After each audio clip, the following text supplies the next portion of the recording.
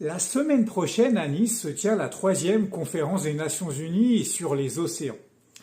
Et le fait que ce sommet se déroule en France n'est pas anodin, puisque en effet, rappelons-le, la France possède, grâce à ses dom-toms, le 2e espace maritime mondial derrière les États-Unis.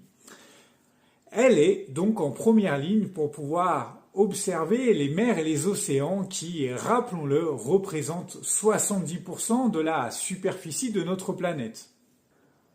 Pour mesurer les évolutions de ces océans et notamment leur impact face au réchauffement climatique, la France peut compter sur des postes d'observation privilégiés.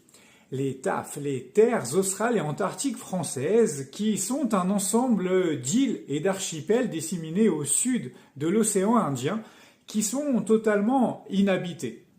Toutes les tentatives de colonisation ont en effet échoué, mais qui sont tout de même peuplées pendant quelques mois dans l'année par des scientifiques en mission qui vont justement essayer d'observer et de mesurer quels sont les impacts, les évolutions de ces océans et de ces mers.